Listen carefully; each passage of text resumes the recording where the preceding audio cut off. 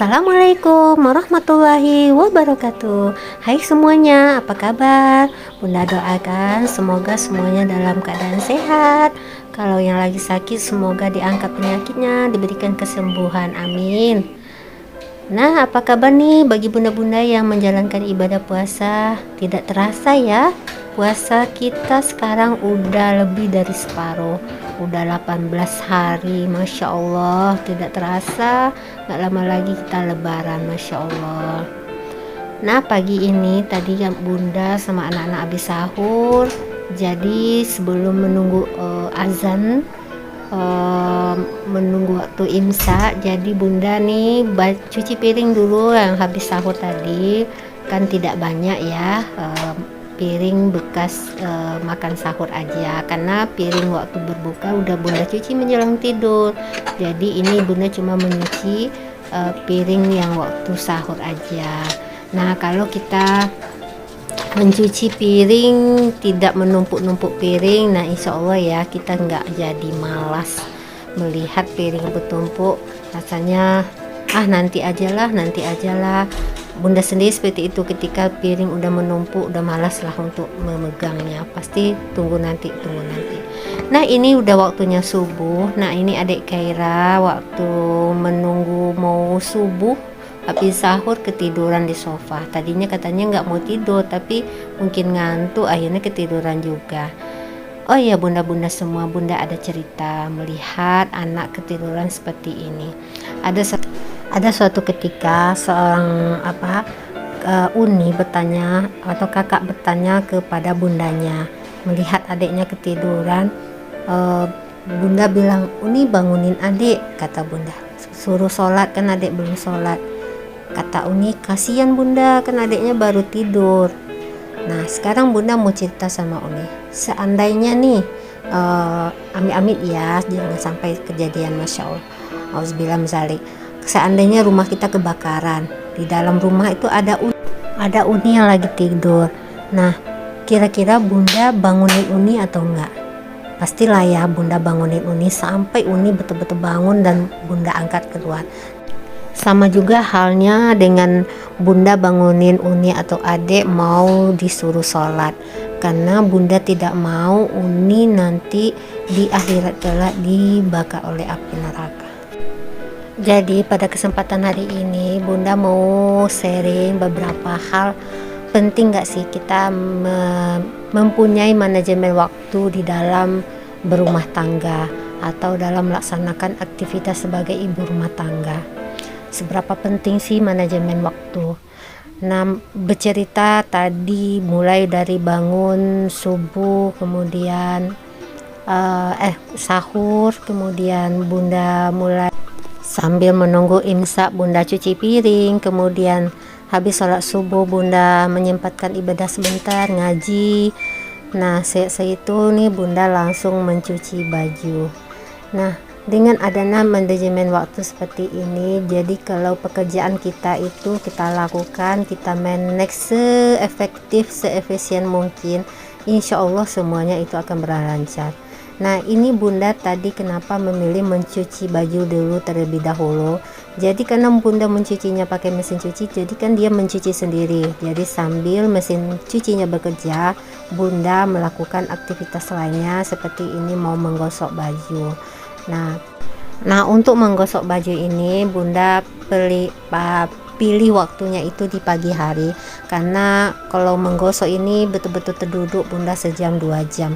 Jadi bunda perlu pikiran yang fresh untuk melakukan menggosok ini. Kalau bunda lakukan di siang hari itu bawaannya sudah mulai, karena tenaga kita itu sudah mulai, kalau kita cas ya, ibarat casnya itu udah separuh tinggalnya, jadi tidak bertenaga lah ya. Jadi kalau pagi itu tenaga masih full, makanya bunda pilih menggosok baju itu di pagi hari.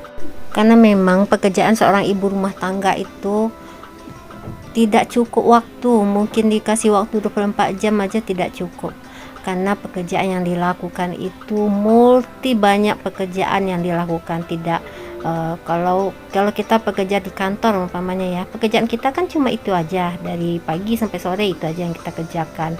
Tapi kalau pekerjaan ibu rumah tangga itu semua jenis pekerjaan yang kita lakukan, seperti ya tadi ya, mencuci piring, kemudian mencuci, menggosok, menyapu. Nah, semua itu memerlukan tenaga super ekstra. Jadi kita betul-betul menyiapkan tenaga. Jadi kita harus bisa memilih mana pekerjaan yang kita lakukan mulai dari pagi, mana yang pekerjaan yang mungkin tidak memerlukan tenaga berat kita lakukan di sore hari atau di siang hari. Jadi itu gunanya kita mempunyai manajemen di dalam sebuah keluarga atau seorang ibu rumah tangga. Nah, seperti Bunda ini tadi Bunda udah selesai menggosok. Ini rencananya Bunda mau ke pasar, tapi sebelumnya Bunda mau menjemur baju yang Bunda cuci tadi. Karena hari sudah cerah, jadi Bunda melihat mesin cuci juga udah berhenti, Bunda jemur dulu. Jadi sebelum berangkat ke pasar, kain sudah terjemur semua. Tapi alhamdulillah ya bunda-bunda semua, Bunda merasakan sendiri ketika Bunda memaksimalkan pekerjaan itu di pagi hari. Nah, insya Allah itu siang harinya atau menjelang sore itu Bunda bisa ada waktu untuk bisa tidur siang, atau bisa punya waktu untuk bersama keluarga tercinta, mungkin nonton bareng atau bermain sama anak-anak. Nah, memang karena kesibukan seorang ibu rumah tangga itu yang tidak mengenal waktu, makanya kita pandai-pandai mensiasati bagaimana bisa kita beristirahat. Nah, seperti Bunda ini cuma bisa istirahatnya itu, kalau maksudnya istirahat di sini tidur siang ya, Bunda cuma bisa tidur siang itu di Sabtu atau Minggu. Kadang-kadang di kantor Bunda sering ya mencuri-curi waktu ketika siap sholat zuhur atau sebentar pada saat sholat duha 5 menit atau 10 menit, saking Bunda capek kali ya. Jadi kadang Bunda tidur apalagi nih bulan puasa ini, tidur itu jam 11 karena pulang sholat tarawih itu jam 9 lewat. Jadi pada saat habis sholat tarawih langsung ngaji mungkin agak sejaman atau setengah jam, habis itu bersihin dapur, bersihin rumah, akhirnya tidur jam 11. Nanti jam setengah 4 udah bangun lagi, sahur, kemudian siapin sahur, kemudian siap sahur, bersihin dapur, cuci piring, dan begitu seterusnya. Jadi waktu itu terasa cepat gitu, seolah-olah kayak rasanya kurang istirahat atau apa gitu. Tapi ketika kita bisa meminimalkan pekerjaan itu pada saat kita kayak pagi-pagi itu semua sudah beres. Nah, nanti kayak Bunda nih pulang kerja itu rumah dalam keadaan bersih, tinggal Bunda masak aja. Begitu juga nanti menjelang tidur, Bunda usahakan rumah juga dalam keadaan bersih menjelang tidur. Jadi ketika kita memulai aktivitas baru itu semuanya sudah dalam keadaan bersih dan rapi. Nah, ini tadi udah pulang dari pasar, Bunda lanjut mencuci-cuci semua yang dibeli, kemudian menata-nata semua yang dibeli, kemudian Bunda stok di kulkas. Nah, ini Bunda lagi cuci ayam. Nah, habis mencuci ayam itu sampah ayamnya itu langsung Bunda keluarkan, karena kalau Bunda biarkan nih sampai sore aja lagi Bunda diamkan di dalam rumah, itu lalat udah berdatangan masuk ke dalam rumah. Jadi makanya ketika selesai cuci ayam atau ikan, sampah bekas cuci ayam atau ikan tersebut langsung kita taruh keluar biar tidak mengundang lalat masuk ke dalam rumah. Nah, Bunda ini udah selesai mau mengungkap ayam. Jadi Bunda mau ungkap ayam, Bunda beli bumbu jadi. Jadi kalau kita tidak punya waktu untuk membuat bumbu sendiri, padahal nih Bunda punya kebun ya, maksudnya kebun mungil di samping rumah, ada jahe, ada kunyit, ada semua segala macam, tinggal diambil. Tapi karena waktu, mengingat waktu, biar hemat waktu, Bunda beli jadi 5.000 sudah bisa mengungkap ayam segini. Begitu juga dengan nanti Bunda rencananya mau masak hari ini, mau masak gulai juga Bunda beli bumbu jadi, bukan berarti kita malas untuk bikin bumbu sendiri, tidak, tapi kita melihat ketika kita bikin bumbu sendiri waktunya cukup atau enggak. Kalau cukup boleh-boleh aja kita bikin bumbu sendiri, mungkin malah lebih enak ya, sesuai selera. Nah ketika tidak cukup ya kita harus pilih, berarti membeli bumbu. Nah ini setelah selesai Bunda menyiapkan semua stok untuk 1 minggu ke depan, jadi menunggu masak untuk sore. Jadi Bunda sedikit istirahat, menemani anak-anak nonton, menemani anak-anak kadang bermain. Nah ini anak-anak lagi seru-serunya lagi nonton Ipin Upin, kemudian nonton cerita kartun yang si kancil. Nah kita arahkan anak-anak kita yang menonton yang bisa mengedukasi mereka. Nah di sini kita bisa melihat nilai-nilai pendidikan. Jadi kalau sebisa mungkin ya kita temenin anak-anak kita nonton yang ada kita ambil manfaatnya dari, kayak Nusa Darara tuh Bunda paling suka kali itu, Nusa Darara. Si Ipin Upin juga tuh dia banyak kandungan ilmu atau pendidikan yang bisa kita petik dari situ. Oh ya, ini tadi Bunda habis memetik daun ubi. Nah jadi Bunda ini punya kebun mungil di samping rumah, jadi rencananya besok Bunda mau bersihkan kebun itu, sudah mulai rimbun. Nah sebelumnya Bunda petiin dulu nih daun singkongnya, kan bisa tuh lumayan untuk sekali masak bikin gulai daun singkong.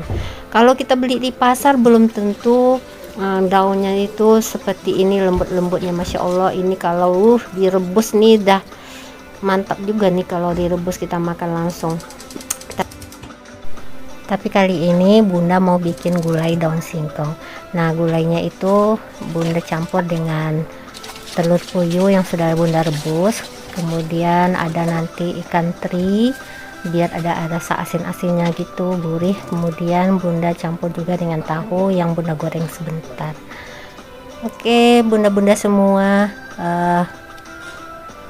kalau sudah soal memasak ya di bulan puasa bikin ngiler gitu ya, bikin lapar, Masya Allah.